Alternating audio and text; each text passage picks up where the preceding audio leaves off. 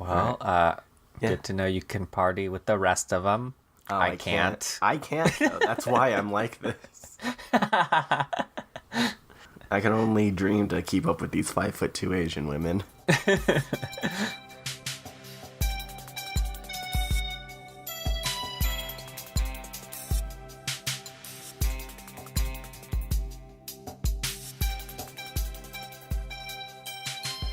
Hello, listeners, and thank you for tuning into Those Nerds Over There. This is an enthusiast podcast centered around celebrating and discussing nerd culture. We're your hosts. I'm Alan. And I'm Sal. And, nailed it. Good job. Listeners, thank God for the magic at editing. There was a lot there that I'm a little too fucked up about that got cut out. Yeah, someone had a little bit too much to drink last night. Okay, well, don't shame me. It was my friend's Dirty 30. Happy birthday, Kevin, if you're listening to this. Hey, Kevin, what up? Alright, but before we begin the show today, I wanted to deliver a quick eulogy for PodCon. I know that's a different energy to start off on. It was announced during, at least this week for us recording, that on the PodCon Twitter that there will be no more PodCons. They'd release an article disclosing, the reasons for, they wanted full transparency for why they, couldn't continue. So if you want to read that, that's over on their PodCon Twitter. And I wanted to deliver this because I owe a great deal to PodCon.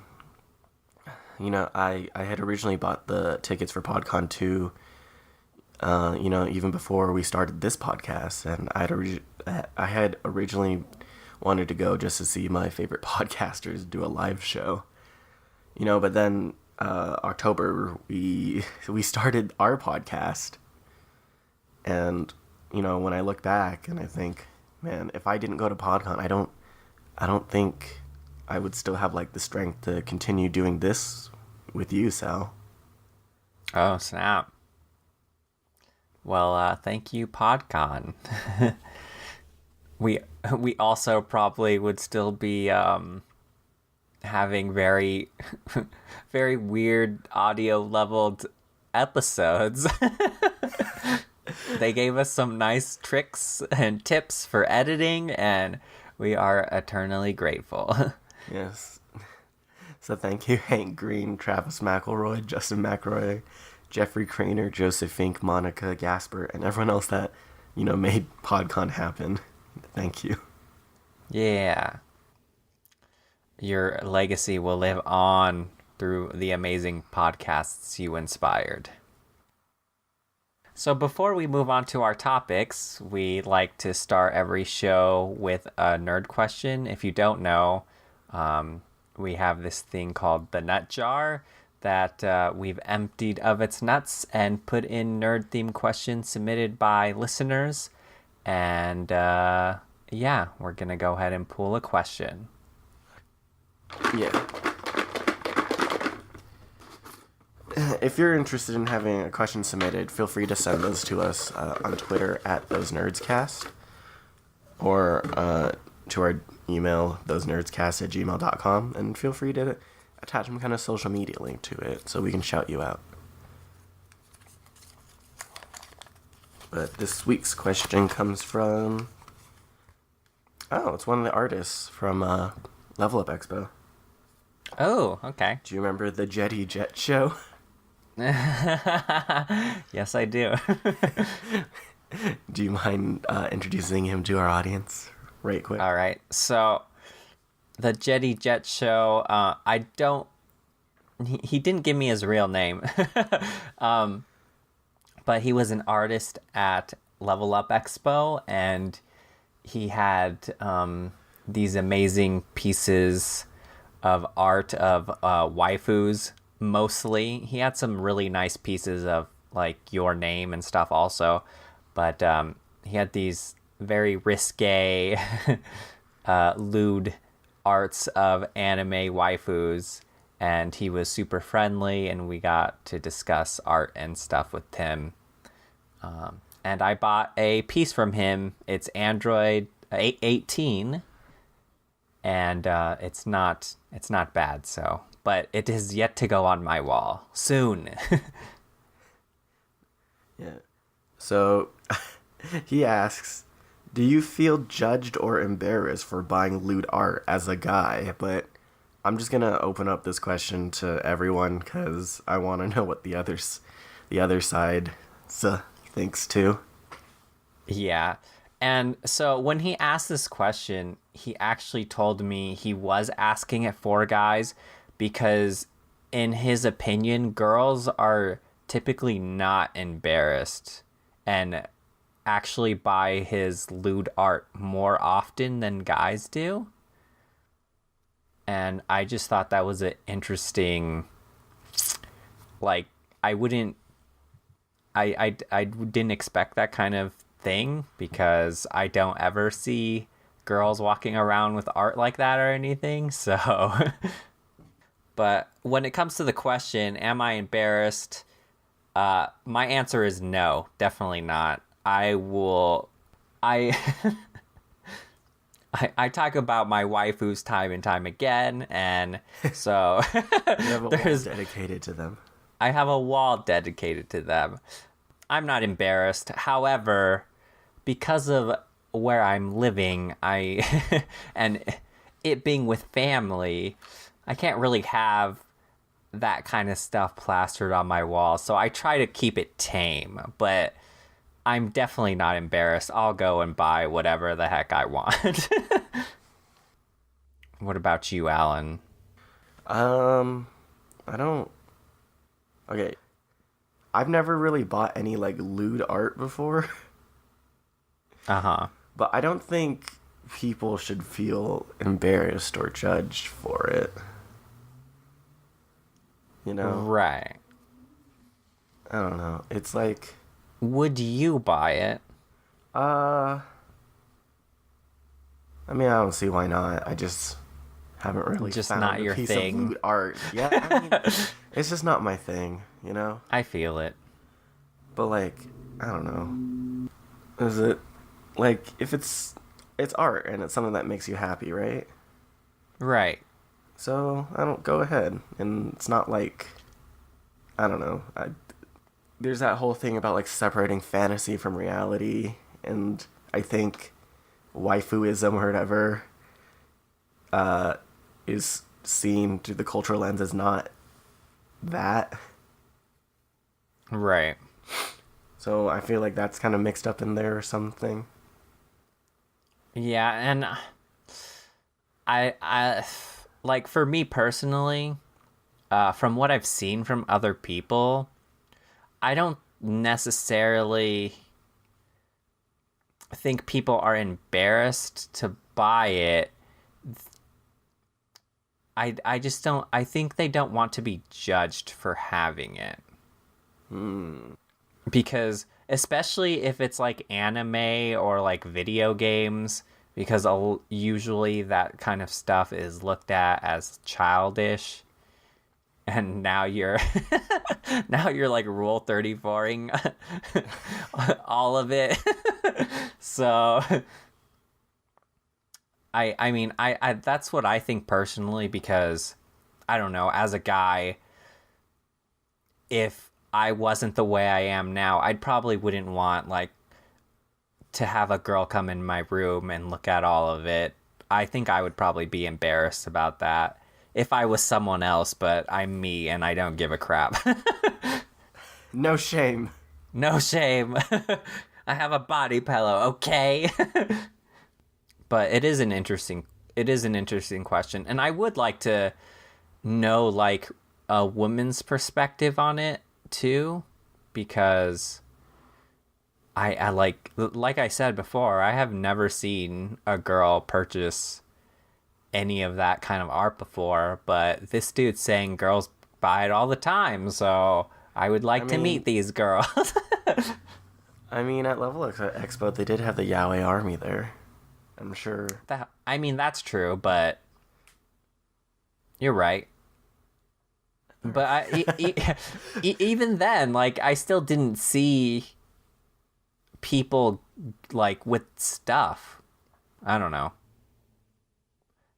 Maybe my eyes just need to be opened. Alright. Tell us how y'all feel about buying lewd art. I should go out and try buying some lewd art and see what happens. Will I feel embarrassed? Stay tuned. Make sure to check out the Jetty Jet show. JETTYJET show. If you want some premium art. Yes, he has amazing stuff on his Twitter and Patreon, I'm pretty sure. Alright, moving on. Sal. Yes? Oh wait, hold on, what's that? What's what? You never see it coming.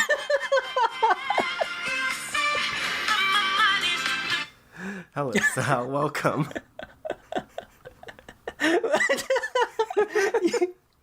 I feel like I've just been memed. No, welcome, sound listeners. This is a new segment to those nerds over there. Welcome to Waifu boy. Watch.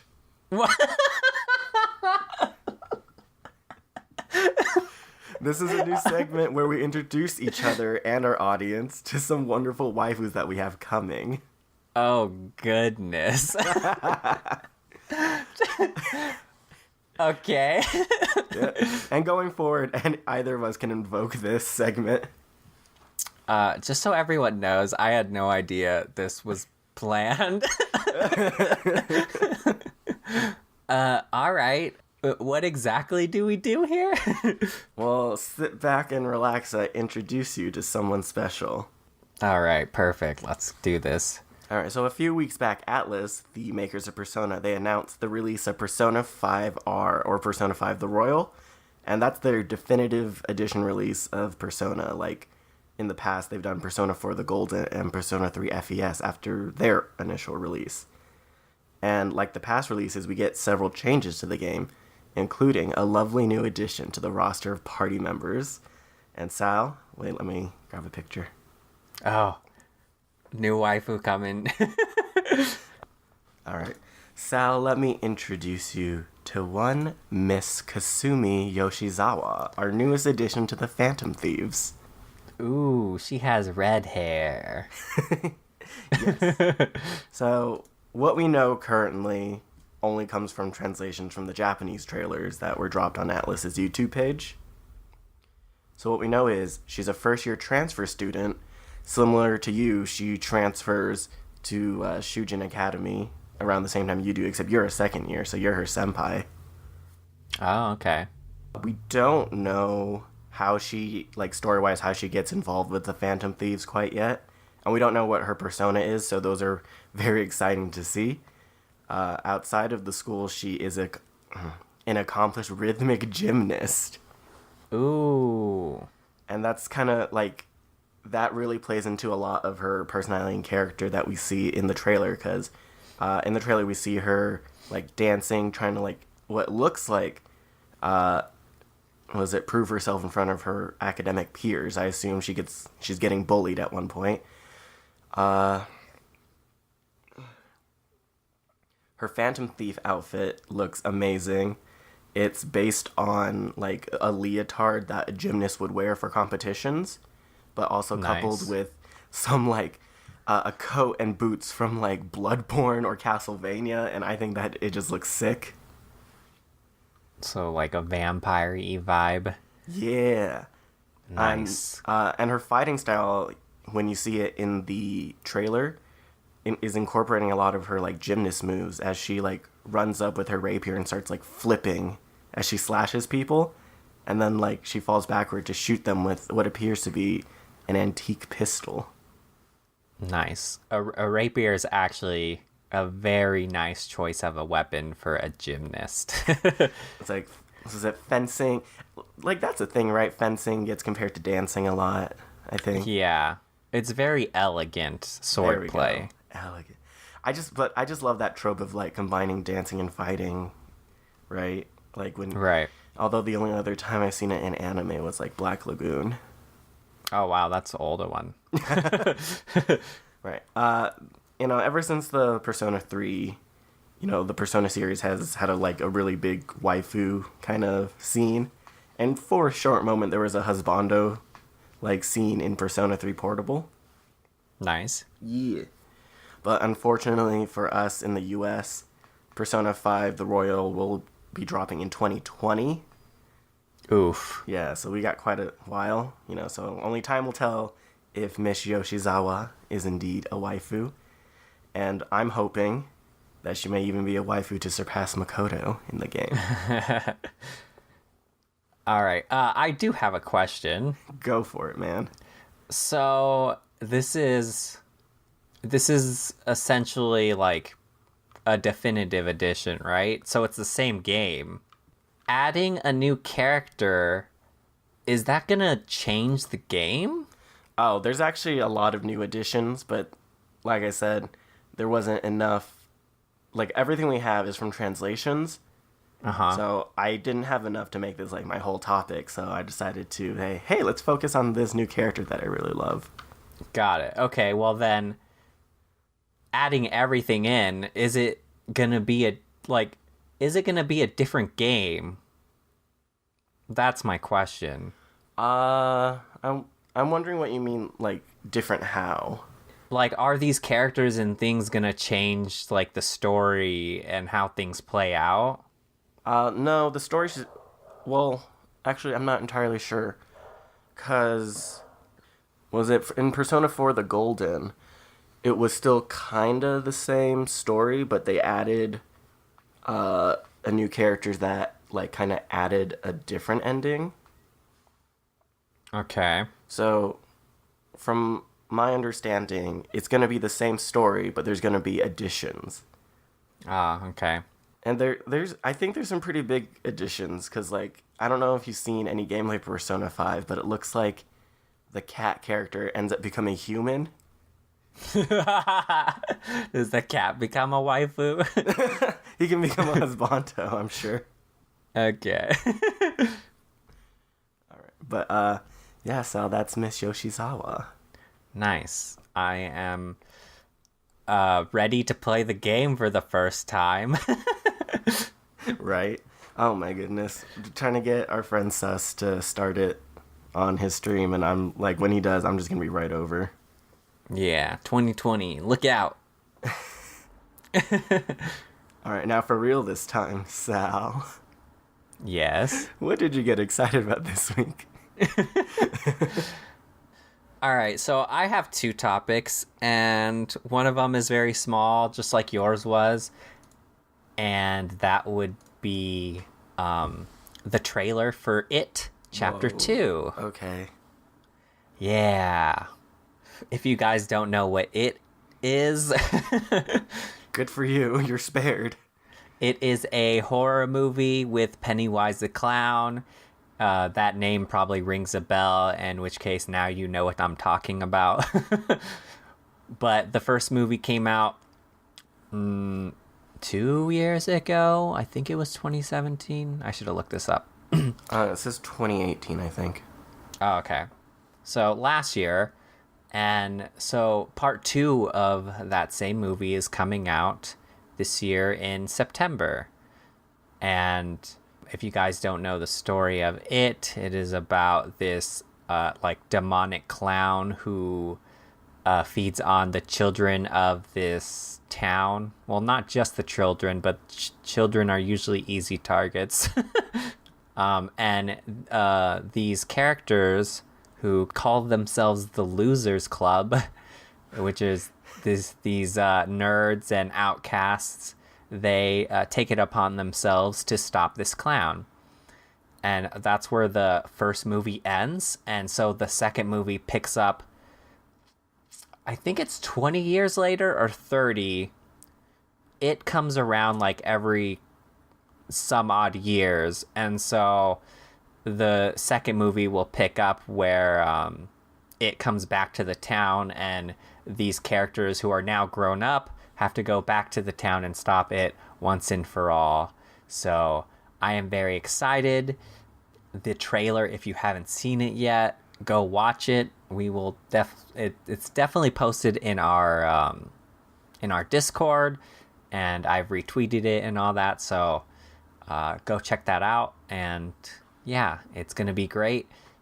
The adult cast for these characters are phenomenal. You got Jessica Chastain, James McAvoy, Bill Harder, others who I don't really know, but it's a very stacked cast of adult actors, and all the child actors are phenomenal as well. Pennywise is terrifying, and it's just a great movie for horror fans and anyone who is a fan of Stephen King in general. So yeah. I didn't see the first movie because I didn't see the first movie because I had read the first few chapters of the book and it terrified the shit out of me. You definitely need to watch the movie. Well, does that mean that the movie is not as scary as the book? I want to say no, just because a book gets in your mind a lot more than a movie does, in my opinion. But I don't know how you are with that kind of stuff. I mean, I avoid, until recently, all horror movies. Yeah, until recently. I think if you can get through The Conjuring, you can get through it. I didn't watch The Conjuring. You didn't watch it? No. Most of the ones I've been watching were body horror. Oh. Well, dang. I think you'll be good either way. Okay. It is definitely a horror movie, but there's just something about it that's a lot different. And I told this to Ricky, who is my cousin, to get him to watch it because he also doesn't care for horror movies. The movie It reminds me a lot of Stranger Things. Because of the cast? Not just because of the cast, but because of the plot too. Yeah. Like the plot and how things like go, you definitely have to watch it, and it is very reminiscent of Stranger Things. I think Stranger Things took a lot of inspiration from Stephen King in general, so if you like Stranger Things, I think you'll enjoy it. Alright. Good lord. I mean, I looked at the cast while you were talking about it, and now chapter 2, the cast looks great, and I'm just like, oh my god, do I have to watch chapter 1 if I want to see this cast? Yes. So, yeah, that is my small topic. So, Alan, Hello. What did you get excited about? Alright, so what I got excited about this week was that Disney / Fox / Marvel / the real government released they released their motion picture release schedule that goes up until I think 2027. Wow, this is impressive. Yeah, so we get to scry into the next 8 years. Oh yes, I remember hearing about this because someone said who asked for 4 more Avatar movies? Yeah, I'm just like, what the hell? Oh man, that's and by the way, listeners, if you're trying to find this image, like Avatar is one of the only films that we have like going into 2027, and that's the 5th Avatar movie. So I was thinking we can we can kind of go through this year by year. Okay. Okay, so for the rest of 2019, you know, I think the big things we have to look forward to actually came out yesterday for us, the Tolkien movie. Yeah. I seen one trailer for that, so I don't think it was very well promoted. Is that the word? I think so, but I think a big issue was that Tolkien's family had disavowed the movie or something. Oh, I see. That's not a good sign. It's not a good sign, but I don't know. I think these recent trends in cinematic biographies, they're exciting to watch. Yeah. And I think we know to kind of take them with a a grain of salt. Right. Like, the Selena movie is still, to this day, I get so heartbroken when she dies. I mean, further down the list, the next thing, at least I'm super excited for, is The Lion King, the live action one coming out July 19th. Yes. But before that, Dark Phoenix comes out. I don't know. After seeing the most recent trailer, I'm even more unsure because it just kind of looks like she's gonna kill everyone. All right, one movie on here that kind of caught me off guard was there's Maleficent, Mistress of Evil coming out in October 18th, which is a sequel to the 2014 Maleficent movie with Angelina Jolie. Oh, snap. Yeah, that's coming out this year. Oh, I'm like, I saw the Maleficent movie and I didn't think we would get a sequel. See, I'm very surprised at how bad people said it was, and not like it didn't do that well, but how like absolutely in love people are with Angelina Jolie's Maleficent in general. Oh. So I think that alone drove the sequel to existence, I guess. Well, then I might watch it. I mean, I enjoyed Angelina Jolie in the Maleficent movie. I did not watch it, so. I didn't know anything about Maleficent before because I never saw Sleeping Beauty. Uh-huh.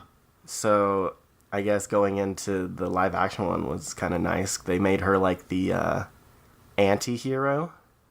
Oh, okay. Yeah. Yeah, I'm pretty sure she's a villain, just a straight up villain. So, coming out November 15th, it's something called Ford versus Ferrari from Fox. So I guess we're having a movie that is just one large car commercial. that sounds like a documentary, maybe. Oh, okay, that makes much more sense. Okay, the thing I know you're very excited about, Frozen 2, November 22nd. Frozen 2. Oh man, like who cares about Star Wars that comes out the next month? Damn, so yeah, no, also Star Wars Rise of the Skywalker on December 20th. Yes. I can't wait for the Frozen merch. I'm gonna buy as much as I can that's not girly, because the first Frozen went a little too hard on that, and I was like, but I want some stuff. Like, wait, like what merch? Like figurines and lunchboxes, or like, well, yeah, kind of. okay. And clothing. There's like no clothing for guys, which is fair, but you know, and adults too, so that's fair. Why am I not the target audience? Hey, at Disney, make some merch for men for just Frozen, Yeah. I guess. Okay, so then jumping into 2020 films, now we're really looking into the future. We got one that's called Underwater. Right, I have no idea what that was, but I was gonna go to the fact that they're making another Kingsman movie. Oh, Yeah. interesting. Yeah, that's set to release, it says, February 14th, so on Valentine's Day of 2020. Nice. I thought, well, I didn't watch the second one, so I guess I can't know, but I thought the second one was supposed to end the series. The second one kind of had an ending scene where it shows Channing Tatum from the American version of Kingsman migrating to England. Oh, okay. Yeah. And I will say, I felt like I got baited a little, because Channing Tatum was advertised pretty heavily in the Kingsman Golden Circle, like, promotional stuff, and he dips out of the movie, like, pretty early. Aw, that sucks. So I'm really hoping he's more prominent in this next one. Right. Moving forward, a couple more, because some of these just sound like documentaries, but I can't tell. Maybe they're just code named. Anyway, The next one, I guess Mulan Yeah. is having... I'm going to assume that's live action. I mean, I think we have to assume it's live action. Yeah. But March 27th. Yeah, that's something I'm super down for. I think Mulan is probably one of the best ones to adapt in live action, so I'm surprised they haven't done it yet. I'm gonna hold off judgment for Mulan quite yet. Okay. I'm gonna hold off judgment for now. I don't know how that's gonna turn out until we see any promotional material, because I'm afraid it can go really, really bad. True. Oh wait, hold on. I think they said something about Constance Wu being in the movie. Never mind, it's gonna be amazing. Right below that, on April 3rd, the New Mutants, which I thought got canceled. All right, I lied. Sorry, Constance Wu is not in the new Mulan movie, but they do have Liu Yifei, so go. I believe. I don't know these names, but I'm sure they're great. Yeah, New Mutants. Is it finally out of hell? It looks like it is out of hell, so... And during April, which is the best month of the year, so... Because it's her birthdays. May 1st, 2020, an untitled Marvel movie. And I'm not sure why it's untitled, because we know 4 movies that are going to be coming out. There are 8 untitled Marvel movies, by the way, on this list. Wow. Yeah, we know 4 of them for sure. There's going to be Black Panther 2, Doctor Strange 2, Right. Black Widow, and then we also know Eternals and Shang-Chi. Maybe it just says untitled because they don't want to just put, like, Doctor Strange 2, but I don't know. This one is interesting. After, on May 29th, an Artemis Fowl movie. Yeah. That's a book, right? Yeah, oh, I'm guessing that was a pretty popular book series when I was a kid. The name sounds so familiar. Hold on, let me look this up. Yeah, the cover of the book kind of looks like frozen steel. Oh, okay. Yeah. I did not read it or know anything about it. This is one of the books that come up in, like, recommended stuff all the time. So that's why I know the cover. We have until 2020 to read it. Maybe not enough time. All right, this is the one I, like, lost my shit over, because in July 17th we're getting the Bob's Burgers movie. Not live action. No, oh god, no. I imagine it'll be like when The Simpsons got a movie. Yeah. See, that's something I'd probably go see, because I didn't care about going to see the Simpsons movie. But Bob's Burgers is a lot more wholesome. I don't know if that's the word. No, you're right. Wholesome is the word. It's like a family. It's adult animation family where the people aren't just incompetent or, like, completely that we see normally. Yeah, so I'm a fan of Bob's Burgers. Yay. November 6th, another untitled Marvel movie. I think, are they just untitled from this point on? Yeah, so some of them say Untitled Marvel, some of them say, like, Untitled Marvel Disney or something, or Disney Marvel. Oh, you're right. All right, well, then let's skip the untitled and go to December 18th, West Side Story. I don't know who asked for this. Adapting musicals.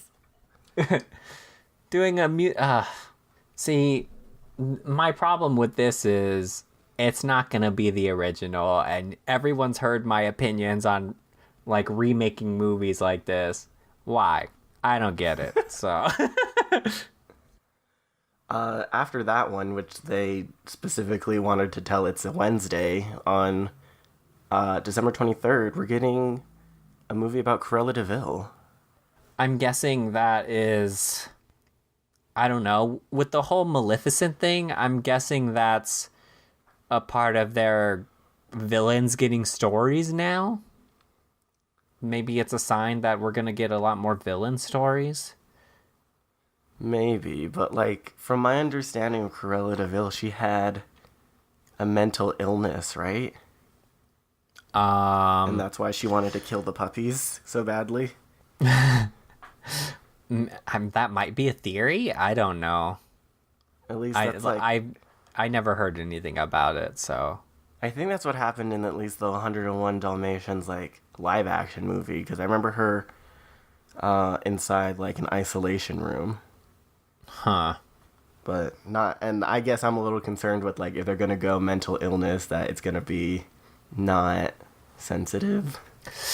Yeah, mental illness is tricky. Yes, all right. But in 2021, lots of untitled stuff. Yeah, from this point on, it looks like everything else is usually untitled, except the Avatar movies, which they're banking a lot of money on, apparently. Yeah, we have, 1, 2, 3, 4, 5, 6, 7, 8, 9 more Disney live actions to come out in the next 8 years. Oof.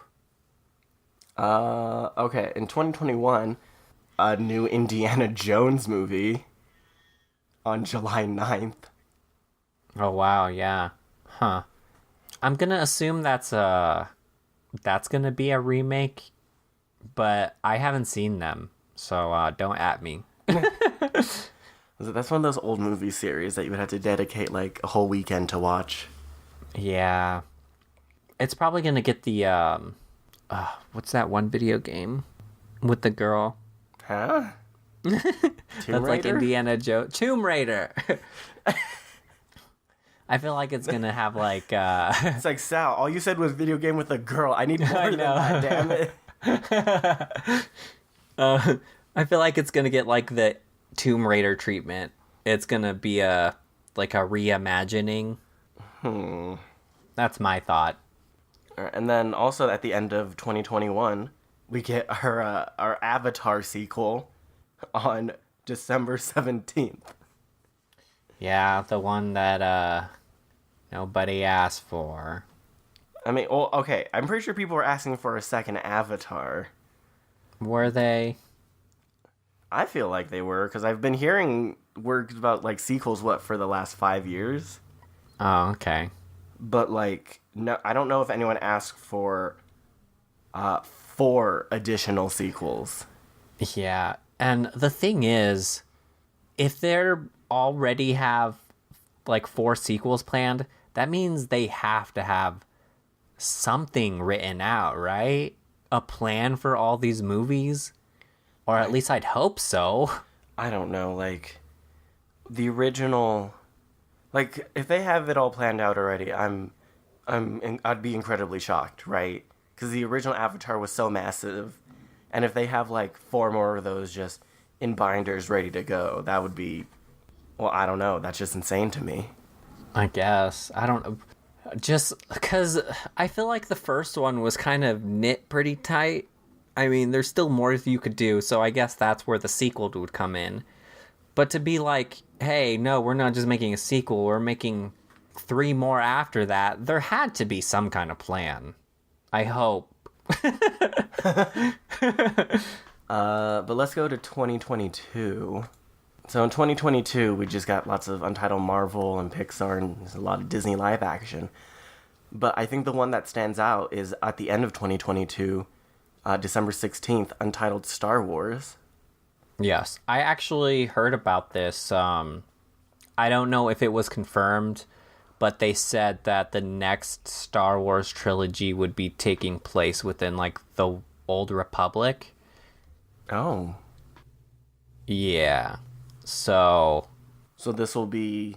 Wait, does that mean it'll be during episodes 1, 2, and 3, or before episodes 1, 2, and 3? I don't know timelines. Okay.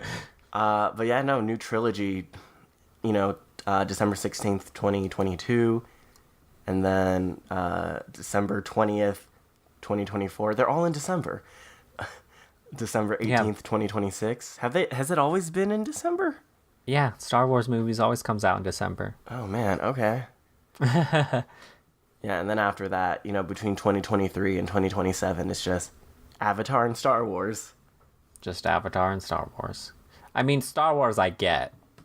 Like, we're definitely getting that. We're definitely getting that, and we're definitely going to watch it.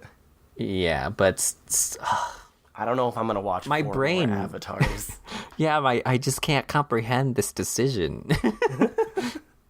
But all right, so yeah, that's I mean, the movies we got coming in the next 8 years. There's some really good ones, some questionable ones, but I'm gonna stick to the good ones that I'm excited to watch, like Bob's Yeah. Burgers. Yeah, so the 2019 and 2020 are definitely the ones that are listed that are not like up in the air. So those ones seem to be definitely happening, and a lot of them are really good. So, I for one welcome our Disney overlords. Oh man, they're like, quick tangent. That is one of my actual fears, that like Disney just ends up, mega conglomerate owning all the shit. I mean, I'm not that afraid because Or GE. yeah, because the problem is there's like several companies that are getting like up there. And as long as they're all competing, it should be fine, right? All right. So then, you had something else, right, Sal? What else got you excited? Oh, yeah. I totally forgot. We got so engrossed in this list. So what I really got excited about, which was my main topic that I wanted to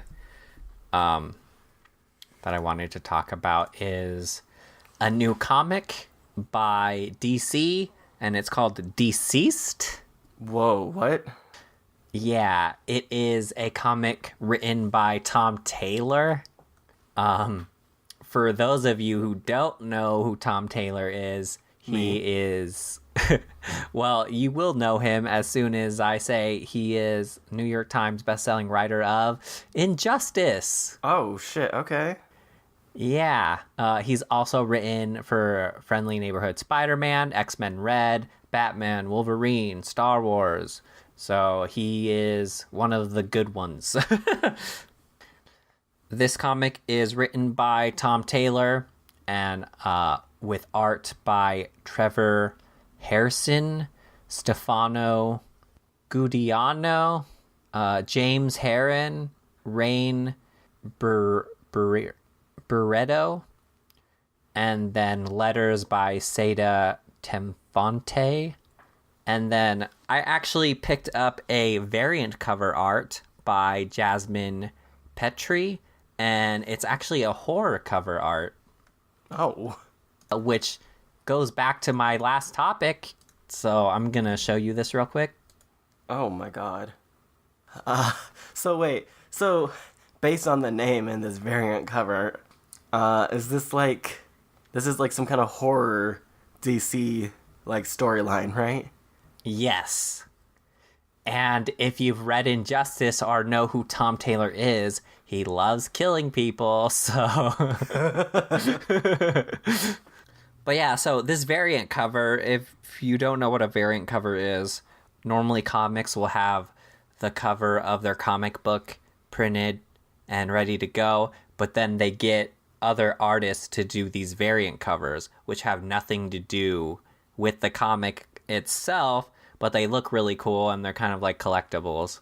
And so I picked up this this variant cover, which is a picture of Robin and the Joker is holding a red balloon.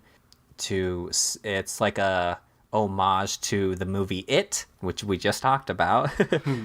And this artist, Jasmine Petrie, she is actually going to be doing a variant cover for all of them. It's going to be a 6-issue series, and they're all going to be horror-themed variant covers. So I'm going to try to pick all of those up. Ooh. Yeah, so before we get into what the story is about, I would like to talk about the exceptional marketing and promotion of this comic. Oh, okay. This comic was like single-handedly marketed and promoted by Tom Taylor himself and his amazing Twitter. If you do not follow him on Twitter, like, you need to. This guy's like a genius. And so to get the whole community hyped about this project like months ago, this happened, he made like a series of tweets that alluded to the events that would happen in this book. And the very first one was actually a panel image of one of the panels in this book that we didn't know at the time. And it's of the villain Darkseid. And he's like clawing his head, just trying to claw his head off to get something inside. And it just had the caption, Darkseid was. And so you're like, what does this mean? Is Darkseid dying? I don't know. Oh, jeez. And so, yeah, that got the community talking, right? And then he would start tweeting other things like, Cyborg was. Oh my goodness, what's happening? And he would release like variant covers of arts too.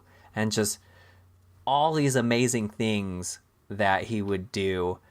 He even went on Twitter and had he posted a question, and he's like, hey guys, just curious, who in the DC universe would you like to see die? And man, that's so good. I love it. Todd. No, Jason's died enough. I think that's just such brilliant marketing on his end, because for the past several months, like in the whole comic community, this is like anything anybody's been talking about. Just what is DCeased? Like, what is it going to be about? And so it was really cool. He actually even made a series of tweets. They were videos. And he said, hey, I'm going to like a vacation-ish home to get away so I can write this comic. And he had these video tweets because he was like, I think I'm in a haunted house. He would just have these eerie videos, which just matched perfectly with what he was trying to do. And it was very cool to follow. And, you know, he seems like a great guy. Before you get into that, I'm just going to say, like, because I'm going through his Twitter, and I very big underscore, like, holy hell, he did all this by himself for marketing. Yeah. Like, holy hell. And if it was like impossible to find these tweets, and that's because he's like constantly marketing himself, which is like super cool. If you look at like all his recent tweets, he's marketing all his Spider-Man stuff he's doing right now. And so it was really hard to find all this because I was like going through a flood of just tweets, and I was like, I don't know how to find this or how deep I have to go. So yeah, the synopsis is, a mysterious technovirus has been released on Earth, infecting 600 million people and turning them instantly into violent, monstrous engines of destruction. The heroes of the DCU are caught completely unprepared for a pandemic of this magnitude and struggle to save their loved ones first. But what happens to the world's greatest heroes if the world ends? Whoa, so wait, it's a zombie story. Essentially a zombie story. They're not actually zombies, they're just crazy killers. But yeah, essentially a zombie story with all these DC characters and them dying and trying to combat this this virus. So the first issue is really good. Definitely go pick it up. Two major characters die, one of them being Darkseid, which you got a hint of in the tweets, so I won't spoil who the other one is, but I'll just say it's one of the big three. One of the big three, so does that mean Batman, Superman, and Wonder Woman? Yes. Oh, snap. Very exciting. I can't wait to see what happens next. Unfortunately, it's one of those monthly comics, so we only get one a month. Okay. That's actually what, now that I'm into comics, the ones I subscribe to are monthly, so that's what I'm used to. Oh, nice. Yeah. The monthly ones are usually the better quality because they have more time, but it just sucks waiting. So, yep, that's DCeased. Go try to pick it up, and that was my topic. Sweet, that's what we got excited about this week. Lots of exciting movies, and now a new comic series that's out. You know what? Thank you again for, enthusing with us. And if you enjoyed what you heard, share it with a buddy and you guys can nerd out together. If you have any recommendations for improvements, feel free to leave them in the comments of our SoundCloud page. If you want to help out the show, then the ratings on our iTunes and Stitcher pages really go a long way to help, promote the show. If you enjoy cosplay or want to see mine and Sal's faces, you can check out our Instagram. And if you want a place just to hang out with us, join our Discord server. We have dedicated channels for topic recommendations, show improvements, and nutjar offerings. Links to all of these can be found on our website, thosenerdscast.wixsite, wixsite.com/home. We want to remind you that on May 17th to the 19th, which is, this week, for those of you listening, the hosts of the Epic Film Guys podcast, they're going to be hosting their 3rd annual charity stream livestream for the cure. They've teamed up with the Cancer Research Institute again to raise $7,500 for immunotherapy research. And in the previous years, the Cancer Research Institute matched the total donations that were earned during the event. So, me and Sal and our friend Suspiria, we're going to be making a guest appearance on May 17th at 2:30 p.m. PST, but we're going to be watching for the entirety of the event. And it would mean a lot to us if you help spread the word about, the live stream. Getting more people to watch and donating is incredible, and in the end, it goes a long way toward a good cause. If you're interested in donating now, please visit www.livestreamforthecure.com. I think we're very close to 10% of the total goal, even just during pre-donations. Again, that'll be on May 17th to the 19th in a couple days on twitch.tv/epicfilmguys. You got anything to plug, Sal? All right. So if you want to find me on social media, I'm on Twitter at Salzik, on Instagram at Mr. Salzik, on my blog, gotamoment.com, and on my stream, which is twitch.tv/Salzik, and on my friends, twitch.tv/Suspiria N, the letter N, friends. And yeah. Alan? You can find me on Twitter at Arielize_. I don't post too much, but, it's a good way to get in contact with me or the show.